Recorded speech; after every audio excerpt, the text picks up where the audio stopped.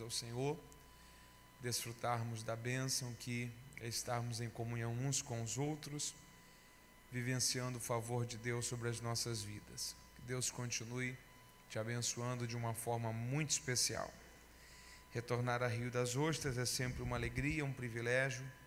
Pastor Ricardo Galindo, sempre de uma forma muito querida, gentil, manifestando sobre nós a bênção de poder servi-los, e isso muito me honra. Meu desejo é que Deus continue a abençoar todos vocês de uma forma muito especial. Quem está aí com a sua Bíblia, diga amém. Abra comigo o livro do Gênesis, Gênesis capítulo 25, e eu gostaria de ler com você também no capítulo 32. Gênesis 25 e depois Gênesis capítulo 32. No capítulo 25, nós vamos iniciar a nossa leitura no versículo 21. Gênesis 25, versículo 21. Você encontrou aí? Vamos lá?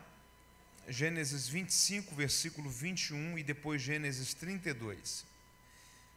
Versículo 21 do capítulo 25 diz: Isaque orou insistentemente ao Senhor por sua mulher, porque ela era estéril.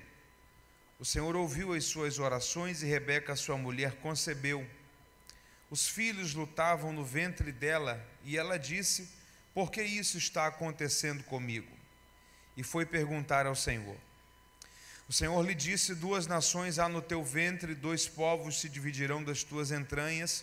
Um povo será mais forte do que o outro povo, o maior servirá ao menor.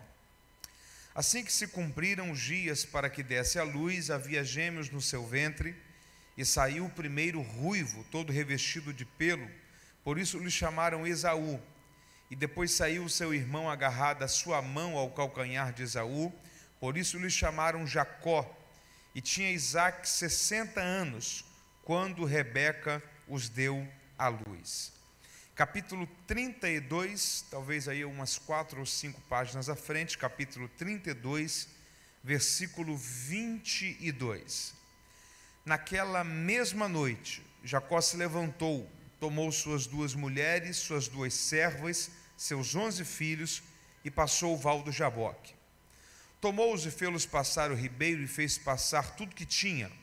Jacó, porém, ficou só, e lutou com ele um homem até o romper do dia. E quando o homem viu que não prevalecia contra ele, tocou-lhe a juntura da coxa de Jacó, e se deslocou a juntura da sua coxa enquanto lutava com ele. Então o homem disse: Deixa-me ir, pois já rompeu o dia. Jacó, porém, respondeu: Não te deixarei ir, se não me abençoares. Perguntou-lhe o homem: Qual é o teu nome? E ele respondeu: Jacó. E então o homem disse: Não te chamarás mais Jacó, mas te chamarás Israel, porque lutaste com Deus e com os homens e prevaleceste.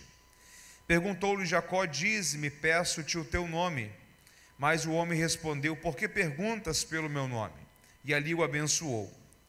Jacó chamou aquele lugar Peniel, pois disse: Vi a Deus face a face, e a minha vida foi poupada. E se você pode, diga amém. Eu gostaria de deixar uma palavra de Deus ao seu coração nesta noite, a partir dessa história bíblica que é tão conhecida por todos nós.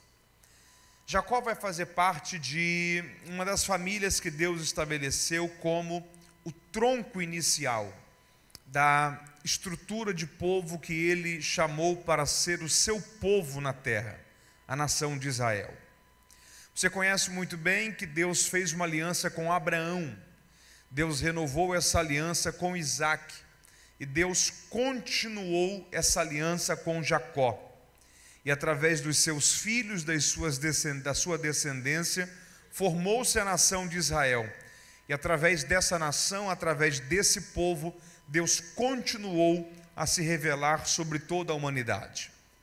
Há algumas riquezas muito interessantes dentro da história de Jacó. A Bíblia diz que a mãe de Jacó, Rebeca, era estéril, não podia ter filhos. Isaac foi falar com Deus, Isaac foi orar ao Senhor, e Deus ouviu a oração de Isaac. Rebeca concebeu. Quando ela estava grávida, ela percebeu uma certa agitação no seu ventre. E em uma época que não havia nenhum exame, ultrassonografia, nada disso para saber sexo da criança, quantos filhos eram, a Bíblia diz que Deus falou com Rebeca. E o que Deus disse a ela foi: 2 filhos há no teu ventre. Eles irão formar 2 nações. Deus antecipou a Rebeca que o futuro daquelas 2 crianças seria grandioso, que o futuro daquelas 2 crianças iria formar 2 povos muito fortes, muito distintos, dentro da estrutura que eles iriam desenvolver. Só que Deus também antecipou a ela que haveria uma mudança na normalidade no que diz respeito à cultura da época. Porque a cultura da época era a cultura da primogenitura. Você sabe muito bem que o primogênito, o primeiro filho, ele tinha direitos, privilégios e benefícios que nenhum dos outros filhos tinham. Ele tinha uma porção dupla da herança. Ele era o filho líder entre os seus irmãos. Ele era o filho que se beneficiava daquilo que era de maior favor e privilégio dentro da casa do seu pai. Mas Deus fez questão de dizer a Rebeca que naquela família, especificamente naquela casa, seria o maior que iria servir ao menor. Que a aliança de Deus seria estabelecida e perpetuada, não através do maior, não através do primogênito, mas o segundo filho que iria carregar essa bênção de continuidade dentro da história que Deus estava escrevendo a partir daquela família, a partir de Abraão. Você sabe muito bem a história. Nascem os 2 filhos. Primeiro nasce Esaú, todo revestido de pelo, colocam-lhe o nome de Esaú devido a isso. E depois nasce Jacó, com a sua mão agarrada ao calcanhar de Esaú. E então trabalha-se essa ideia para Jacó, aquele que agarra, pelo fato dele ter nascido com a sua mão agarrada ao calcanhar do seu irmão. Os filhos crescem e vão passando por todas as fases da vida: infância, adolescência, juventude. Personagens distintas também vão sendo formadas. E a Bíblia nos diz que cada um desses 2 filhos vão formando características muito pessoais, muito peculiares. Jacó, que é o mais novo, o segundo filho que nasceu depois, dentre esses 2 irmãos gêmeos, vai ser mais o filho da casa, mais o filho da companhia da sua mãe, habitava em tendas. Enquanto que Esaú vai ser o filho mais desbravador, o filho da caça, o filho mais aventureiro, mais corajoso. E isso vai sendo consolidado dentro da estrutura e dentro da formação daqueles 2 filhos. A Bíblia nos diz que em um daqueles dias, Esaú está voltando para casa, depois de um dia inteiro de caça, cansado, ficou exposto ao sol durante todo o dia. Ele precisa de um pouco de alimentação para se recompor. Certamente o desgaste de todo aquele dia, corre para lá, corre para cá, captura um animal, o outro foge, havia lhe roubado muitas energias. E quando ele está retornando para casa, ele é surpreendido por Jacó, o seu irmão. Esaú olha para Jacó e diz: dá-me, peço-te, um pouco dessa alimentação que você tem aí. Jacó estava com um prato de guisado. Aquilo certamente estava muito cheiroso, muito saboroso, muito agradável para alguém que estava com fome como Esaú. E a Bíblia diz que Esaú olha para Jacó, Jacó olha para Esaú e Jacó diz a ele: ó, dá, eu não dou não, mas a gente pode negociar. Como assim? Você tem algo que eu quero e não tenho, eu tenho algo que você quer e não tem. Transfira para mim o direito à primogenitura e eu te dou esse prato de alimentação. Certamente qualquer um de nós iríamos olhar para Jacó e dizer: não, não vale, é só eu caminhar um pouco mais que eu já chego em casa, vou me alimentar, vou me recompor, eu não vou trocar o direito à primogenitura por causa de um prato de alimentação. Mas em vez dele pensar assim, ele vai fazer uma das declarações mais tolas da sua vida, porque ele olhou para Jacó e disse: do que me vale o direito à primogenitura se eu estou perto de morrer? A pergunta é: Esaú estava perto de morrer, sim ou não? Não. ele só estava cansado, exausto, desgastado. Ele está permitindo que a necessidade de um momento, ele está permitindo que o desgaste de um momento faça ele negociar aquilo que não era para ser negociado. Ele está permitindo que o fato de um dia inteiro exposto ao sol faça ele comprometer todo um futuro que lhe estava reservado. O que iria ser Abraão, Isaque e Esaú, a partir desse momento passa a ser Abraão, Isaque e Jacó. Por quê? Porque Esaú permitiu que o desgaste de um momento fizesse ele tomar uma decisão precipitada que veio a lhe custar muito. Há duas coisas que nós precisamos entender aqui para a nossa vida. Se você puder guardar isso em algum lugar muito especial do seu coração, eu creio que isso pode ser muito válido. Em primeiro lugar, ou você sacrifica o futuro por causa de um momento, ou você sacrifica um momento para não perder o futuro. Ou você sacrifica o futuro por causa de um momento, ou você aguenta firme, levanta a cabeça, resiste um pouco mais, suporta um pouco mais, mas não joga fora um futuro extraordinário que está para vir sobre a história da sua vida. E Esaú está permitindo que, na verdade, todo um futuro, toda uma história que está em andamento, em formação, passa a ser negociada, passa a ser comprometida por um prato de lentilhas, por algo de um momento, por algo de um instante. Deixa eu liberar uma palavra de Deus diante disso para a sua vida. O que você está vivendo é só o cansaço de um momento. O que você está vivendo é só um dia exposto ao sol das aflições da vida. O que você está vivendo é só um momento que talvez está te roubando a paz, te roubando as energias, mexendo com o seu emocional, talvez cansando um pouco você em relação a alguma coisa que você está vivendo, mas não jogue fora o seu futuro por causa disso. Não negocie o que é mais precioso por causa da pressão de um momento que você está vivendo. Levante a sua cabeça, busque forças em Deus, peça socorro a Deus, clame por misericórdia do Senhor e Ele te fortalecerá. Você resistirá a esse momento, você não vai ceder nesse momento e Deus te dará graça. Esse momento vai passar e o nome do Senhor será glorificado sobre a história da sua vida. Quem entende isso e pode dar glórias a Deus por isso? Não sacrifique o seu futuro por causa de um momento. Esaú faz isso. Algum tempo depois, agora é Isaque que é tomado por uma precipitação de entendimento. A Bíblia diz que ele já estava praticamente cego, certamente alguma doença que certamente desde aquela época os olhos sofriam, uma catarata, um glaucoma, alguma coisa assim. Uma medicina muito limitada para aquele tempo, mais de 3.500 anos atrás. E a percepção que ele tem é: estou perto de morrer. Ele chama Esaú e fala assim: ó, vá ao campo e pegue uma caça para o seu pai. Prepare essa caça e depois que eu me alimentar dessa caça, eu vou te abençoar com a bênção da primogenitura. Só tinha um problema. Quem é que estava do lado de trás da cortina da cozinha? Rebeca. E quem que ela preferia? Jacó. Ela chama Jacó e o texto deixa isso bem claro. Ela olha para Jacó e diz o seguinte: ó, vai no quintal e pegue 2 cabritos, traga para sua mãe. Eu vou preparar a refeição que o seu pai gosta.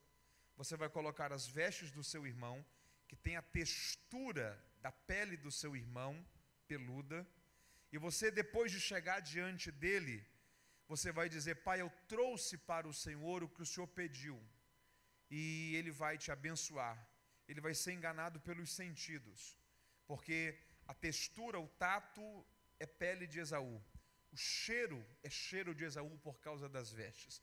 O segredo na mente do seu pai só quem sabe é Esaú. E você vai receber a bênção da primogenitura no lugar do seu irmão. Tem algumas coisas que nós precisamos entender aqui. Em primeiro lugar, há uma diferenciação da proposta de Isaac para a proposta de Rebeca. A proposta de Isaac é: vá ao campo e pegue uma caça. A proposta de Rebeca é: vá ao quintal e pegue 2 cabritos. Primeira coisa que a gente precisa entender aqui: cuidado com as coisas fáceis da vida. Cuidado com os resultados rápidos da vida. Porque normalmente aquilo que não lhe custa muito, não valerá muito. Segunda coisa que nós precisamos entender: Rebeca está revelando aqui que ela não confiava completamente em Deus. Se você pode, carinhosamente, olhe para alguém perto de você, dê um sorriso para essa pessoa, de máscara mesmo, pergunte para ela: você confia em Deus? Mas pergunte para ela assim: pela metade ou de forma completa? Quando Rebeca ouve Isaac dizer: vá ao campo, pegue uma caça, porque eu vou te abençoar com a bênção da primogenitura, o que ela pensa é: se eu não fizer alguma coisa, Deus não será fiel suficientemente para cumprir aquilo que ele me disse lá atrás, quando as crianças estavam no meu ventre, e ele disse que o maior iria servir ao menor. O que ela está dizendo é o seguinte: eu preciso fazer alguma coisa, eu preciso dar o meu jeito, eu preciso mexer configurações, eu preciso prejudicar alguém e beneficiar outra pessoa para que Deus seja capaz de cumprir o que ele falou. O que ela está dizendo é: se eu não fizer do meu jeito, Deus não vai conseguir cumprir o que ele disse lá atrás. A gente precisa entender que Deus não precisa que a gente coloque a nossa mão naquilo que ele está construindo com a mão dele. Deus é fiel suficientemente para cumprir todo propósito, todo projeto, toda vontade, toda promessa, tudo aquilo que ele estabeleceu para as nossas vidas. Você está entendendo isso? A Bíblia tem um exemplo de confiança completa em Deus que eu acho fantástico: Davi. Quem foi o primeiro rei de Israel? Você lembra qual é o nome dele? Saul. A maioria de nós pensa que o segundo rei de Israel foi quem? Davi. Mas Davi não foi o segundo rei de Israel. Davi foi o terceiro rei de Israel. 2 Samuel capítulo 2, versículo 10 diz que o segundo rei de Israel foi Isbosete, filho de Saul, quando Davi estava reinando em Hebrom. Isbosete reina por 2 anos após a morte de Saul e antes do início do reinado sobre as 12 tribos de Davi. Quando Saul morre, Davi está reinando em Hebrom. Os anciãos de Israel se reúnem e eles melhor dizendo, antes dos anciãos de Israel se reunirem, há uma colocação de Isbosete, filho de Saul, para ser rei sobre Israel. Ele reina por 2 anos e quando ele morre, aí sim a Bíblia diz que os anciãos de Israel se reúnem e eles entendem uma coisa: só existe uma pessoa que nós reconhecemos que tem a autoridade de Deus, a bênção de Deus para reinar sobre nós. Quem é? Davi. Está onde? Em Hebrom. E eles foram até Hebrom e trouxeram Davi de Hebrom para reinar sobre Jerusalém. Quando Saul morre, Davi poderia muito bem ter inaugurado uma empreitada de guerra e ter entendido o seguinte: foi sobre a minha cabeça que Samuel derramou a unção, foi sobre mim que Deus fez a promessa que seria rei sobre Israel. Então, se o reino de Israel não quiser me entregar, por exemplo, o controle dele na paz, nem que eu tenha que tomá-lo por meio da guerra, mas foi sobre mim que Deus falou, foi sobre mim que Deus prometeu. Então não é Isbosete que vai reinar, sou eu que vai reinar. Deus rejeitou a Saul e rejeitou também a casa dele, então é sobre mim que vai perpetuar a história de Israel. Mas ele estava em Hebrom e em Hebrom ele ficou. Por quê? Porque ele havia entendido isso: ou eu confio por completo ou eu não confio, ou eu creio que Deus é fiel para fazer do jeito dele sem precisar que eu tenha que pegar atalhos, ou eu não confio que Deus vai fazer da forma dele. Em Davi estava em Hebrom e ali ele permaneceu, porque ele sabia que o mesmo Deus que havia havia lhe prometido que ele seria rei sobre Israel, era o mesmo Deus que na hora certa iria cumprir. Depois de 2 anos, quando Isbosete morre e os anciãos de Israel se reúnem, Davi é colocado para ser rei sobre Israel, porque ele havia entendido o poder desta verdade: ou eu confio por completo, ou eu não confio, ou eu tenho certeza que ele é fiel para fazer do seu jeito, ou a minha esperança está vã, está vazia e vai falhar. Deixa eu lhe encorajar a algo esta noite, diante dessa palavra. Você pode descansar o seu coração no Deus que você serve, porque se ele lhe fez uma promessa, se ele lhe estabeleceu um propósito e um projeto, Deus é fiel suficientemente para cumprir o propósito que ele estabeleceu na hora e no momento certo, para a glória dele. Quem pode louvar ao Senhor Deus por essa verdade? Ou a gente confia por completo, ou a gente não confia. Davi, quando não toma uma iniciativa de guerra, mas fica em Hebrom, mesmo outra pessoa assumindo o lugar de Israel, o que ele está dizendo é o seguinte: Senhor, eu confio, mas não é pela metade, é por completo. Eu confio, mas não é duvidando do que está acontecendo. Eu confio, é sabendo que talvez os meus planos não são os seus, mas são os seus que têm que se cumprir e não os meus. Falta essa percepção em Rebeca. A percepção de que foi Deus que falou comigo quando as crianças estavam no meu ventre. Foi. Então eu não preciso fazer nada além de descansar o coração nele. Primeira coisa que a gente tem que entender aqui: as coisas fáceis da vida normalmente nos trazem resultados que não são permanentes. Segundo lugar que nós precisamos entender aqui: ou a gente confia por completo em Deus, ou a nossa confiança é vazia e vã. Terceira coisa que nós precisamos entender aqui: toda decisão precipitada vai nos levar a viver consequências que não estavam na rota de Deus para as nossas vidas. O filho que ela mais amava, Jacó, nunca mais ela o viu, porque ele vai para Padã Arã, fica em Padã Arã 21 anos, e quando ele retorna novamente para Hebrom, Rebeca já havia morrido. Por quê? Porque a gente precisa entender que decisões precipitadas podem nos tirar da rota de Deus. Decisões precipitadas podem nos tirar do projeto de Deus. Decisões precipitadas podem nos expor a circunstâncias e consequências que não faziam parte do plano inicial de Deus para a história da gente. É por isso que ou a gente confia ou a gente confia. É por isso que ou a gente descansa nele ou a gente descansa nele. É por isso que ou a gente tem certeza que ele é fiel ou a gente tem certeza que ele é fiel. Porque se ele guiar a sua vida e as suas decisões, ele vai te levar a viver o plano dele para você. E a bênção de Deus não nos acrescenta dores. Quem pode celebrar ao Senhor Deus por isso?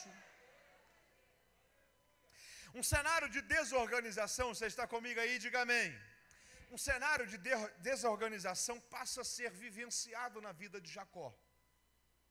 Por quê? Por causa de uma série de consequências adversas. Ele se vê diante de uma realidade que agora ele tem que fugir de casa, porque o seu irmão descobre que é o matar.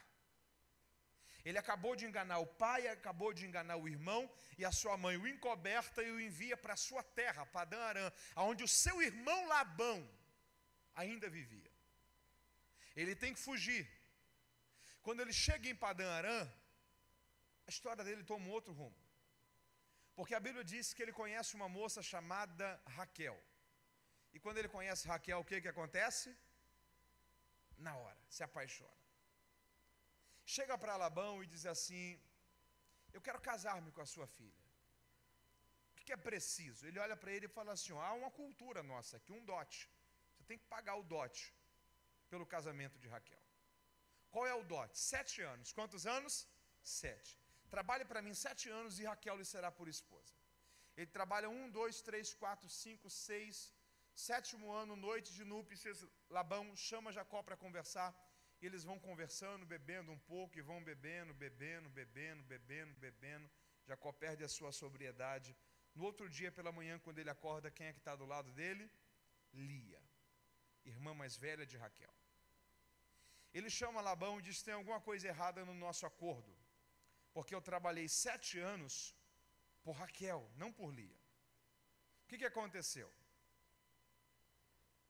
Labão, com a cara mais lavada do mundo, olha para ele e fala: eu esqueci de falar para você uma coisa da cultura da nossa terra, que a filha mais moça nunca pode se casar antes que a filha mais velha. Só que eu tenho uma contraproposta para você. Viva 7 dias de núpcias com Lia, depois tenha 7 dias de núpcias com Raquel, e trabalhe para mim mais 7 anos, e você terá minhas 2 filhas como esposa. Era a única alternativa que lhe restava para ter Raquel. Ele olha para Labão e diz: fechado. Jacó amava tanto a Raquel que na mente dele não é que ele trabalha 7 anos por Lia e 7 anos por Raquel. Na mente dele ele trabalha 14 anos por Raquel. Mas na verdade o que está acontecendo aqui é uma lei que Deus estabeleceu sobre a vida, que ela é uma lei infalível, chamada lei da semeadura. Paulo escreveu aos Gálatas: gente, de Deus ninguém zomba, Deus não se deixa escarnecer.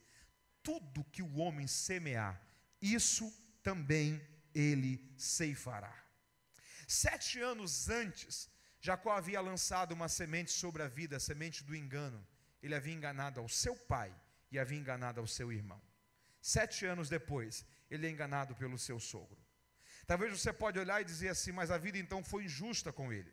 Porque se ele foi enganado, se ele enganou o pai e o irmão, então ele tinha que ter sido enganado pelo pai e pelo irmão, e não pelo sogro. Por que ele engana uma pessoa e ele é enganado por outra pessoa? O que nós precisamos entender é que a lei da semeadura não é uma lei sobre pessoas. A lei da semeadura é uma lei sobre a vida. Você faz por pessoas, você contribui na vida de pessoas, você edifica em pessoas, mas as sementes e as atitudes que você tem para pessoas são lançadas não sobre pessoas, mas sobre a vida. É por isso que você não pode fazer o bem não pode fazer o mal a ninguém, porque talvez você faz o mal a alguém hoje, você nunca mais vê essa pessoa de novo, mas a semente foi lançada sobre a vida. Se você fez o mal a alguém, talvez esse alguém não vai te devolver o mal, mas lá na frente a colheita do mal pode vir sobre você. E é por isso que você também não tem que se preocupar quando você faz o bem a alguém, e essa pessoa talvez não te devolve o bem, é ingrata com você, e não age de uma forma cordial como você a tratou, porque você fez a alguém, mas a semente não foi sobre a pessoa, a semente foi sobre a vida. Se você fez o bem a alguém e esse alguém não te devolveu o bem, fique tranquilo, Deus vai levantar alguém lá na frente, que será instrumento da colheita do bem que você fez sobre a sua vida, porque tudo que o homem semear, isso também ele colherá. A lei da semeadura não é uma lei sobre pessoas, é uma lei sobre a vida. Você faz por pessoas, mas a colheita vem da vida. Da mesma forma que ele engana pai e irmão, ele está sendo enganado por sogro. E ele tem agora que trabalhar os outros 7 anos. Só que no final dos segundos 7 anos, ele chama Labão e ele diz: eu preciso fazer um acordo com você, porque eu preciso voltar para a minha terra, eu preciso retornar para Hebrom. E eu preciso manter a estrutura de família que hoje eu tenho. Servos, nessa época ele já tinha as 2 filhas de Labão como esposa, filhos, toda uma estrutura a ser mantida. E ele olha para Labão e diz: me permita trabalhar mais 7 anos. Quantos anos? 7. E nesses 7 anos, todas as crias que nascerem malhadas e manchadas, permita que sejam minhas. E todas as crias que nascerem puras e lisas, que sejam suas. Em 14 anos de trabalho, não havia nascido quase que nada de crias malhadas e manchadas.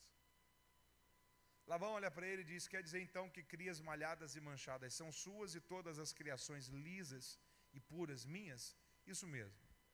Labão diz: fechado. Jacó descobriu um jeito de colocar os animais para procriar, de modo que quando eles procriavam, bebendo água, olhando para varas de madeiras e pedaços de telhas, as crias nasciam malhadas e manchadas. E ele fazia isso apenas com as crias mais fortes, para que os filhos fossem mais fortes. E as crias mais fracas procriavam de qualquer forma. Mas essa característica ele fazia para que as crias malhadas e manchadas fosse de um rebanho forte, que fosse perpetuar a mesma característica da espécie nas outras gerações. Mateus, como que Jacó fazia isso? Não faço a mínima ideia, mas do tipo de Jacó você também não pode duvidar de nada. Ele descobriu uma forma de fazer isso. Aqueles 7 últimos anos, desses 3 ciclos de 7 anos, foram anos que Jacó enriqueceu de uma forma absurda, fez patrimônio, ficou riquíssimo. Quando findam esses últimos 7 anos, 21 anos ao todo, pela madrugada ele reúne sua família, filhos, esposas, pastores, rebanhos, e a Bíblia diz que ele foge pela madrugada de volta para Hebrom, até que ele passa por um local chamado Val do Jaboque. Você pode repetir comigo? Diga: Val do Jaboque. Quando ele passa pelo Val do Jaboque, a Bíblia diz que ele passa Lia, servos de Lia, filhos de Lia, e por último passa Raquel, filhos de Raquel, servos de Raquel e rebanhos de Raquel. E o texto deixa bem claro: Jacó, porém, ficou só. Você pode repetir isso comigo? Diga: Jacó, porém, ficou só. Tem uma explicação sobre isso daqui que eu acho muito coerente, muito interessante. Aquilo que você é quando tem alguém por perto é a sua reputação, é o que as pessoas pensam sobre você. Aquilo que você é quando não tem ninguém por perto é o seu caráter, é o que Deus sabe de você. Deus se encontrou com Jacó, Deus tratou com Jacó, não quando Jacó estava acompanhado, mas quando Jacó estava só. Por quê? Porque o início não é Deus tratando na reputação, o início é Deus tratando no caráter, para que toda a vida seja reorganizada e restaurada. Deus encontra-se com Jacó quando Jacó está só. Eles começam a travar uma guerra, um confronto durante toda a madrugada. Quando você lê esse texto aqui, você vê que apesar da expressão homem, algumas Bíblias dizem varão. É bem provável que nós estamos lidando aqui com uma teofania. A ideia de teofania, você sabe muito bem, vem de 2 termos, teos e fania. Teos vem de Deus, fania de aparição, manifestação. Então eram manifestações, aparições de Deus do Antigo Testamento. É o próprio Deus vindo para ter um encontro com Jacó, para encontrar-se com Jacó, transformar Jacó e mudar a realidade da vida de Jacó. A madrugada vai passando, aquele ser espiritual quer retornar, e Jacó de repente vai começando a o segurar, a o agarrar e dizer: você não sai daqui enquanto você não me abençoar.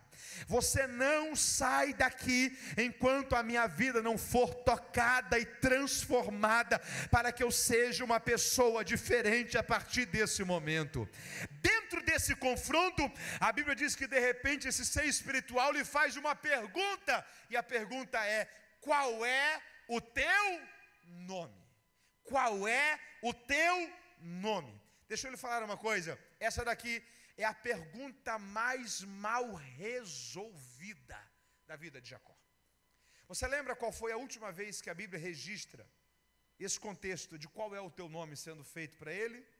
21 anos antes. Ele está dentro do quarto do pai, com um prato de comida na mãe, que a mãe preparou para levar para o pai, um prato de comida na mão. E ele está com as vestes do irmão, o pai está cego. E o pai percebe que alguém está entrando dentro do quarto, dentro da tenda. E o pai faz-lhe a pergunta: quem é que está aí? Qual é o nome? E o pai ele diz: eu sou quem? Esaú. A pergunta mais mal resolvida da vida de Jacó, que influenciava na ideia de quem ele era dentro do histórico da sua identidade, dentro do caminho que ele havia escolhido traçar, e pelo menos consentido em traçar, através da proposta da sua mãe. A pergunta mais influente na decisão e no destino que ele havia tomado: qual é o teu nome? Para o pai ele diz: Esaú. Só que agora ele não está diante de Isaac, agora ele não está diante da mãe, agora ele está diante do próprio Deus, a qual nenhum de nós conseguimos enganar. qual é o teu nome? E diante da soberania de Deus ele se rende. E a resposta é: o meu nome é Jacó. Deixa eu lhe falar uma coisa. Deus não espera de nós perfeição. Só que tem uma coisa que Deus não abre mão de encontrar na gente: sinceridade. Você pode repetir isso comigo? Diga: Deus sabe que não vai encontrar em mim perfeição. Mas diga: Ele precisa achar pelo menos sinceridade. Você lembra da história da mulher Ciro-fenícia? Lembra? Jesus está na região de Tiro e Sidom. Para me falar um pouco rapidamente, para a gente concluir aqui, sobre a questão de perfeição e sinceridade, para ampliar essa ideia sobre Jacó. Jesus está numa região de divisa, Tiro e Sidom, do lado de cá Israel, do lado de lá Fenícia. Se você perceber, toda a região de divisa sempre é uma mistura de culturas. Vai no norte do estado aqui, divisa, por exemplo, com o Espírito Santo, região de Bom Jesus. Você tem gente que às vezes mora do lado de cá, mas a cultura é capixaba, o sotaque é capixaba. Aí você desce um pouquinho mais, vai para a região ali de divisa de Muriaé, Itaperuna, que é próximo, mas está do lado de Minas. Às vezes é questão de 50 a 60 quilômetros de Bom Jesus, mas porque a divisa é com Minas, o sotaque da pessoa morando do lado de cá é mineira, a culinária é mineira, a forma de se comportar é mineiro.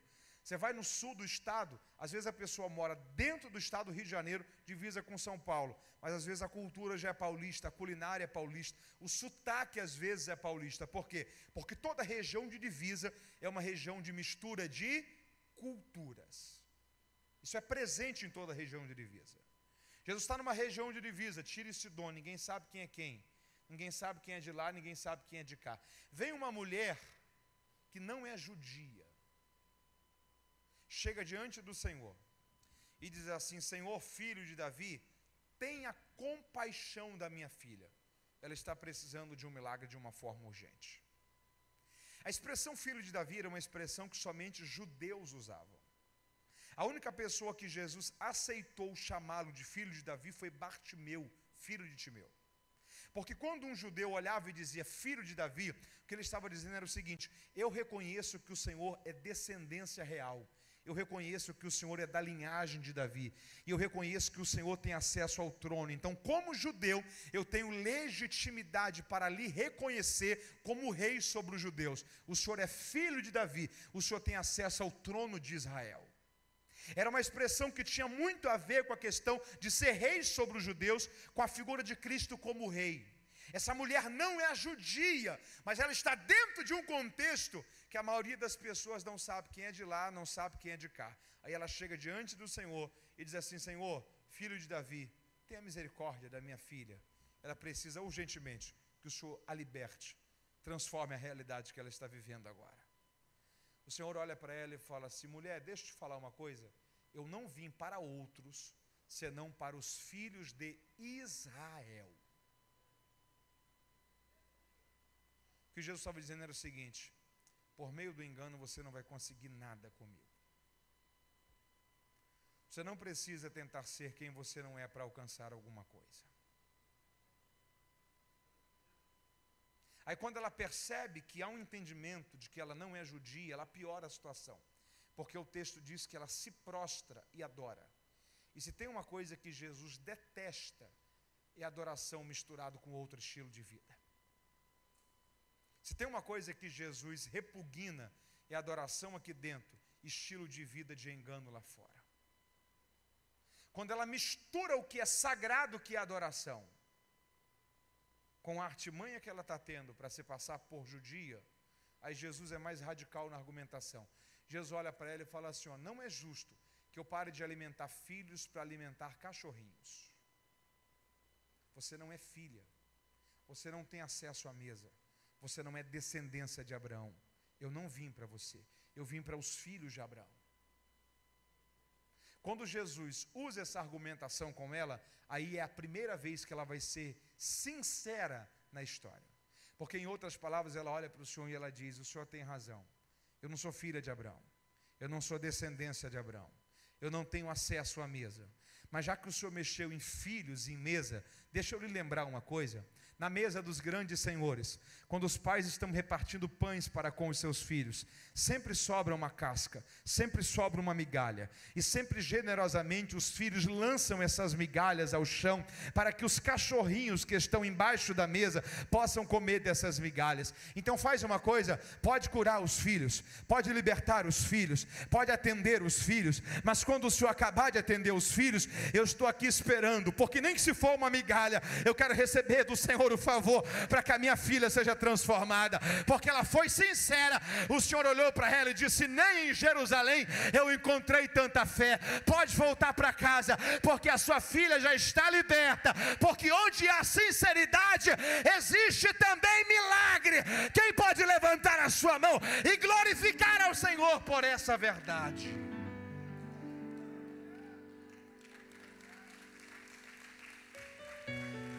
O Senhor sabe que não vai encontrar em você perfeição e nem em mim, mas Ele espera encontrar na gente pelo menos alguém sincero, alguém que não quer maquiar a situação, alguém que não quer tentar mostrar que está tudo bem quando não está, alguém que quer levar com a barriga e fazer de conta que a vida espiritual está tudo tranquilo, quando talvez você sabe que há alguma coisa aqui dentro que tem que ser corrigida, deixada, uma aliança que tem que ser restaurada. Qual o teu nome? A palavra sincero, certamente você deve saber, vem do latim, significa sincera.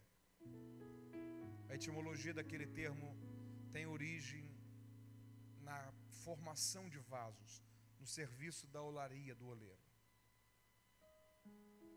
Quando eram preparados os vasos, moldados e levados à fornalha, às vezes por causa ou da temperatura da fornalha ou da qualidade do barro, alguns vasos trincavam. E o vaso você conseguia remodelá-lo na roda, porque o barro ainda estava mole. Depois da fornalha, não mais. Dependendo da utilidade, porém, um vaso trincado servia para guardar flores, farinhas, objetos, líquidos não, mas dependendo da utilidade servia. Alguns vendedores passavam cera sobre todo o vaso, pela parte de fora, porque se houvesse alguma imperfeição, alguma rachadura, no que a cera passava, ela disfarçava. Só que o comprador inteligente pegava os vasos que estivessem com cera e colocavam eles expostos ao sol por algum tempo. Porque se houvesse ali alguma trincadura disfarçada, no que os raios do sol batiam, fazia o quê? Trincava a cera no local da rachadura. Um vaso que depois de exposto ao sol não trincava, ou um vaso que não tivesse cera, era um vaso pronto para ser utilizado. Porque a ideia de sem cera não é ser perfeito. Estar sem cera, sincero, não é não ter defeitos. Às vezes é ter defeitos, mas não querer lidar com eles como se eles não existissem. Ser sincero não é ter uma vida sem coisas a serem mudadas, não, mas é não maquiar a situação. É dizer: Senhor, está desse jeito, precisa de mudança e restauração nessa área. Eu não quero passar cera. Eu não quero fazer do futuro uma repetição do presente, em vez de parar e resolver isso hoje para que o futuro seja melhor.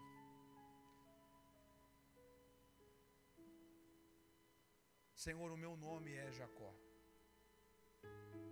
porque ele é sincero. Aí o Senhor olha para ele e diz: então não te chamarás mais Jacó, mas te chamarás Israel, porque lutastes com Deus e com os homens, e prevalecestes, porque sinceridade gera também transformação.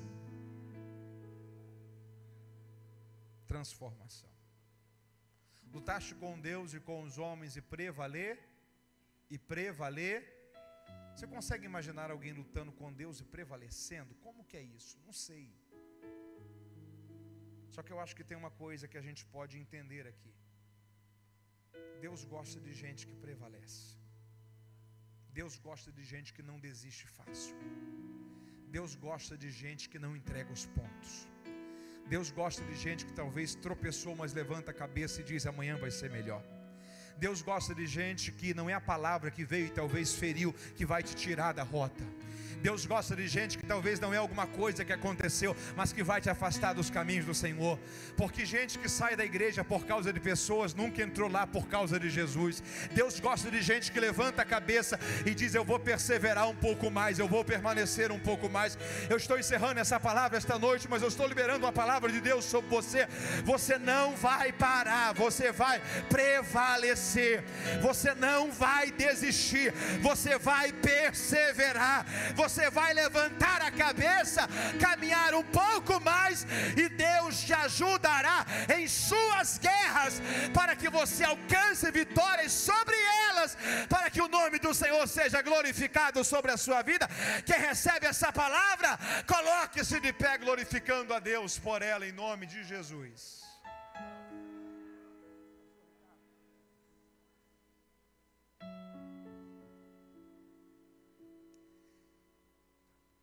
Quem entendeu de Deus esta palavra esta noite, diga amém.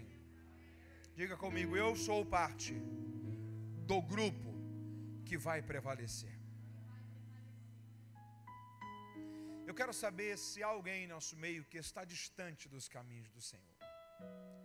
Talvez você um dia até já fez a decisão de entregar a sua vida a Jesus, mas talvez em algum momento a sua aliança quebrou.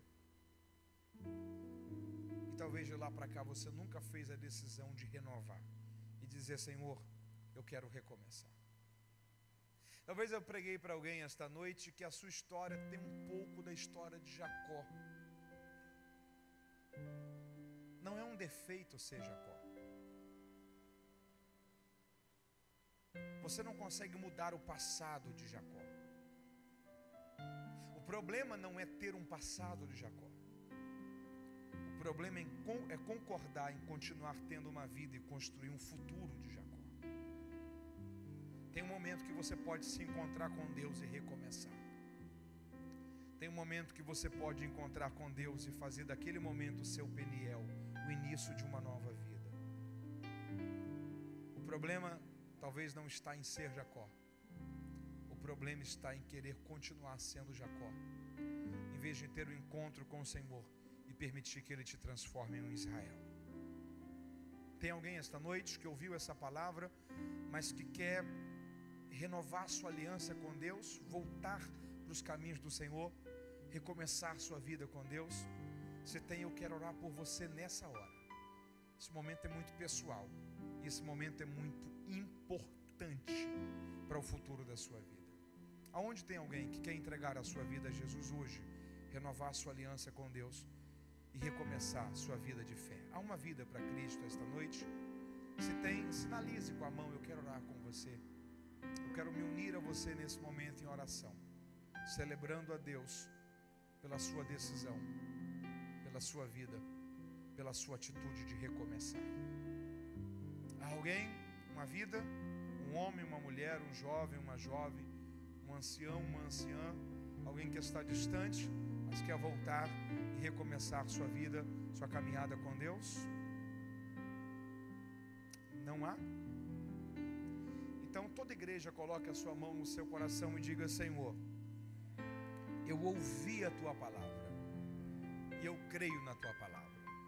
Diga: ó Deus, tudo que em mim ainda seja um pouco da herança de Jacó, toca-me com Teu poder, transforma-me com Teu poder, gere a Tua santidade dentro de mim, para que eu possa me parecer contigo, para que o Teu nome seja glorificado através da minha vida.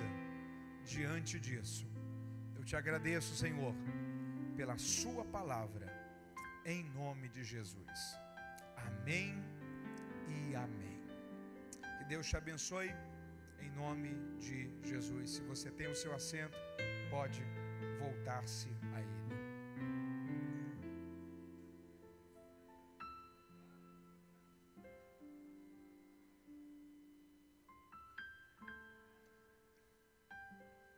Valeu essa palavra para a sua vida? Que Deus te abençoe. Que Deus abençoe sua casa, sua família, o seu futuro. E que essa palavra possa ter sido uma bússola para te ajudar dentro da direção da rota de Deus para a sua trajetória. Amém? Quero só te dar uma boa notícia, encerrando esse momento. Se você desejar, eu tenho ali atrás ainda alguns dos documentários em vídeo, se você ainda não tem. Se você ainda não possui a enciclopédia da vida dos personagens bíblicos, essa é uma oportunidade muito boa para você adquiri-la. É uma obra que eu levei mais de 7 anos escrevendo ela, são quase 500 páginas. Não é daqueles livros que você lê do início ao final em sequência, mas é uma obra de pesquisa. Sabe aquele momento que você está lendo um texto na Bíblia e você tem uma dúvida? Por exemplo, você está lendo sobre Jacó e você quer conhecer mais a história de Jacó. Você está lendo sobre Paulo, sobre Ruth, sobre Moisés, sobre Davi. Você tem uma dúvida ali talvez de uma expressão do texto, um lugar da Bíblia, uma curiosidade sobre a vida de um personagem bíblico. Você vem aqui na enciclopédia e na letra daquele personagem você encontra às vezes 10, 15, 20 páginas explicando a vida de um único personagem da Bíblia. Se você ainda não tem essa enciclopédia, essa é uma obra indispensável para o seu crescimento espiritual e para o seu conhecimento bíblico. Eu ainda tenho algumas delas ali. E eu estou trazendo hoje pela primeira vez esse material aqui, que é o Manual Bíblico Expositivo sobre as Parábolas de Jesus. Os últimos 4 anos da minha vida, quase 4 anos na verdade, 3 anos e 10 meses, eu dediquei eles preparando esse material. É uma obra que ela tem como propósito explicar e comentar a interpretação de todas as 42 parábolas que Jesus contou. 1/3 dos ensinos de Jesus foram em parábolas. As parábolas eram histórias contadas por Jesus dentro do contexto da época, para que através dessas histórias ele revelasse grandes lições acerca do seu reino. O termo parábola, a origem do termo parábola vem do grego parabolê, que significa colocar ao lado. Então toda vez que Jesus tinha algo a falar, um ensino a fazer ou uma resposta a dar, ele contava uma parábola. Um fariseu chegou para ele e perguntou: quem é o meu próximo? Ele contou uma parábola, colocou ao lado para explicar quem é o próximo. Contou a parábola do bom samaritano. Então as parábolas tinham o propósito para explicar as grandes verdades acerca do seu reino. Entretanto, o fato de estar em um outro contexto cultural faz com que às vezes nós lemos as parábolas e percebamos que tem alguma coisa ali que a gente não conseguiu extrair de entendimento e de lição. O propósito desse livro é te ajudar nesses momentos, principalmente analisando o contexto interpretativo, cultural e exegético. A interpretação de cada parábola, o contexto cultural de cada parábola, que muda tudo. Quer ver uma coisa? Por muito tempo eu pensei que na parábola das 10 virgens, as 10 virgens ali representavam a igreja. A questão é, quem eram as 10 virgens no contexto do casamento judaico daquela época? Elas eram acompanhantes da noiva, que tinham a missão de cuidarem da noiva, prepararem ela para a festa e iluminarem o cortejo nupcial que ia da casa da noiva até a casa do noivo, que era onde aconteciam as bodas, o casamento. Se as 10 virgens não eram a noiva, então na tipologia do arrebatamento da igreja, elas não representam a igreja. A pergunta é, quem então as 10 virgens representam ali? Questões do contexto exegético do grego bíblico ali. Um exemplo, parábola do rico insensato. Jesus conta a história de um homem que tem uma colheita muito grande vindo. O celeiro dele é pequeno para a colheita que ele tem. Ele quer construir um celeiro maior. Ele diz à sua alma: alegra-te, regala-te, porque agora o seu futuro está garantido. Você tem comida para muitos anos. Você pode viver uma vida sem preocupações. O Senhor olhou para ele e disse: louco, essa noite pedirão a sua alma. O que você tem preparado? Para quem será? Acaba hoje aqui a sua trajetória de vida. O termo pedirão ali no grego que Jesus utiliza era a ideia de devolução de empréstimo no contexto da época. Era o mesmo termo utilizado para contexto de empréstimo, devolução de empréstimo no grego bíblico. Então quando Jesus chama aquele homem de louco e diz: hoje pedirão a sua alma, uma das loucuras daquele homem é que ele havia caído na loucura de pensar que a vida pertence a nós e que nós temos controle dela. Ele nunca havia entendido e pensado que a vida é só um empréstimo. A qualquer momento o dono dela a pede de volta. Então são questões gerais sobre o entendimento das parábolas que vão te abençoar muito no entendimento de cada uma delas. São 42 ao todo. Teve parábolas que, para mim entender uma única parábola, eu tive que ler mais de 800 páginas de explicação sobre ela. para compreender contexto cultural, interpretativo, geográfico, exegético, o contexto geral. Então, é um material que vai te servir muito, fruto de algum tempo de trabalho que certamente vai lhe proporcionar muito crescimento espiritual. São mais de 300 páginas esse exemplar sobre as parábolas de Jesus. Os livros, tanto a enciclopédia como o manual das parábolas, cada um está no valor de R$50. Se você levar os 2 livros, saem por 80. E os documentários tem ali, há um kit também de todos os documentários, mais os 2 livros. Passe ali, você tem a opção de adquirir pela maquininha, pode parcelar se for preciso. Eu quero ter a alegria de compartilhar com você esse material em mãos. Tenho certeza que é um material que vai te abençoar muito. Que Deus te abençoe, que essa palavra possa cooperar para o seu crescimento, para a sua edificação e para uma fase extraordinária de Deus para as nossas vidas. Deus abençoe. Amém.